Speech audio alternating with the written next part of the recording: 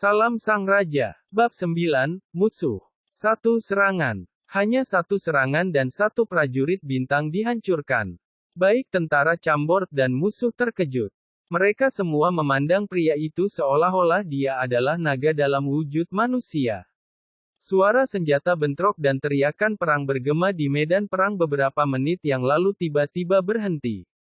Medan perang benar-benar sunyi. Para prajurit Chambordian dan musuh saling memandang, dengan cepat menyadari bahwa mereka masih dalam pertempuran dan segera kembali untuk saling membunuh.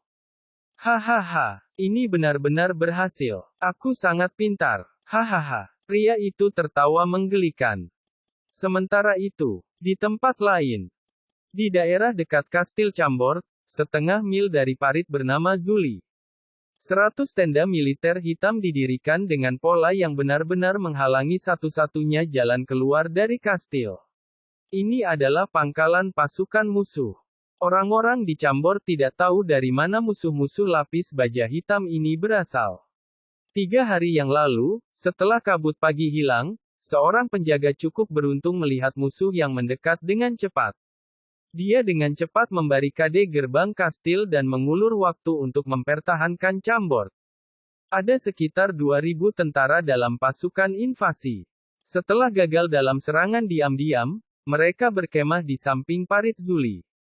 Para penyerbu telah mengepung tembok setiap hari, serta mengirim banyak pengintai untuk memutus komunikasi antara Chambord dengan dunia luar.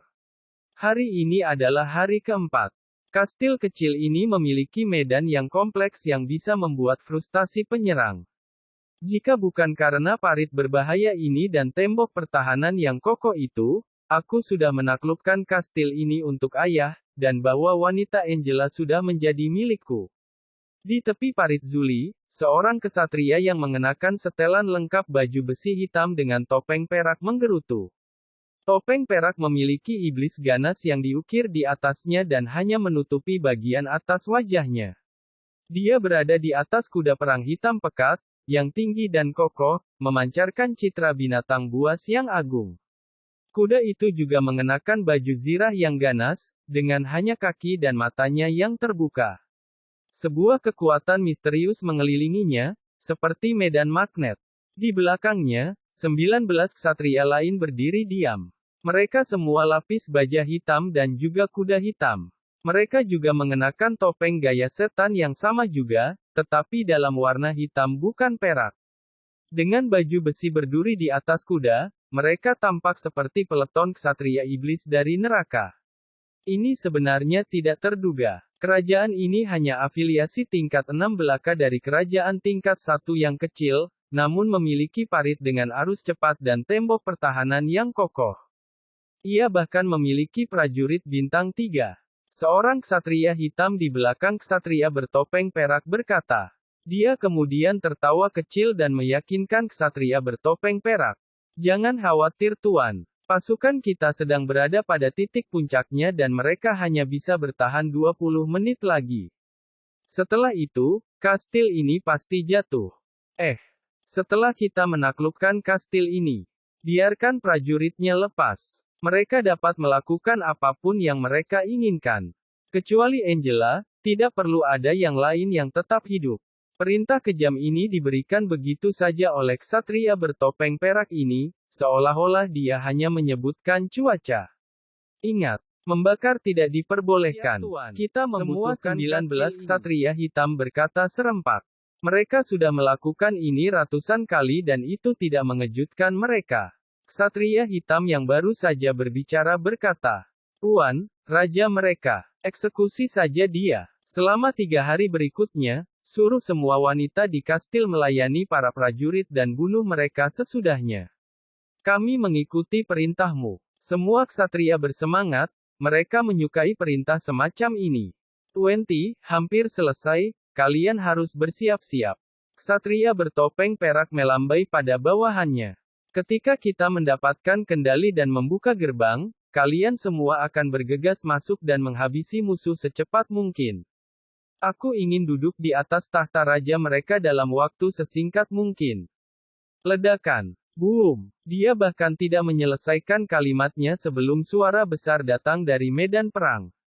Itu sangat keras seperti guntur. Semua ksatria adalah prajurit peringkat bintang. Dan mengingat kemampuan mereka yang ditingkatkan, mereka melihat dengan jelas apa yang baru saja terjadi di dinding pertahanan Chambord. Ksatria hitam di belakang ksatria bertopeng perak hampir semua kehilangan itu. Ya Tuhan, ini, dulu 20, baru saja dipotong setengah oleh musuh. Keparat, apakah mereka memiliki dewa perang? Para ksatria hitam ini saling menatap.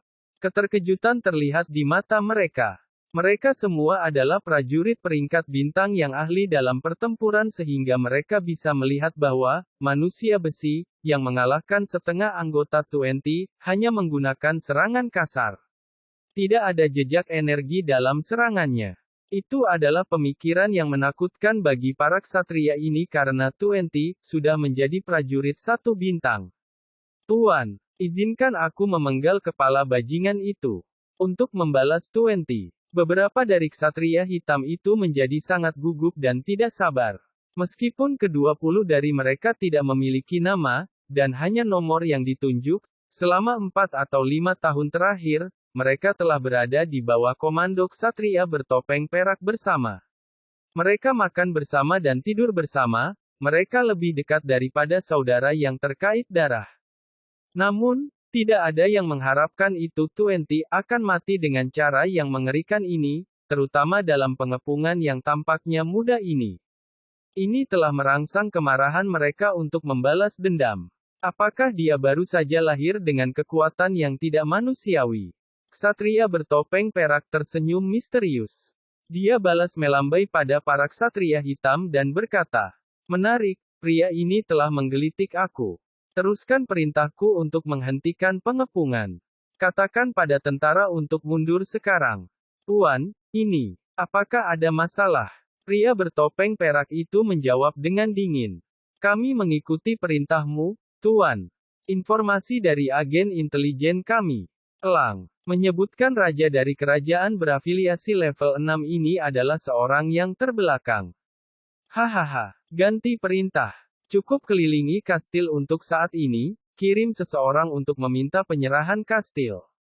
Jika mereka melakukannya, raja, menteri, Angela dan pria besi itu dapat hidup, yang lain masih akan dieksekusi." Ksatria bertopeng perak berkata, senyumnya mengkhianati pikiran licik yang dia hibur. "Ya, tuanku." Para ksatria hitam berbalik segera dan sudah mulai melaksanakan perintah. Di kastil Chambord. "Ayo, bawa prajurit pemberani ini ke bangsal medis. Segera." Tentu saja, pria besi ini adalah Fei. Kapak Fei seperti sabit penuai suram. Itu memanen kehidupan semua tentara musuh di tembok pertahanan dekat tangga. Tidak ada musuh yang bisa menangani satu serangan tunggal dari Fei. Setelah memusnahkan semua musuh di sekitar Pers, dia berbalik dan berteriak. Sepasang tentara bergegas maju dan membawa Pers yang pingsan dari dinding kastil. Bersambung.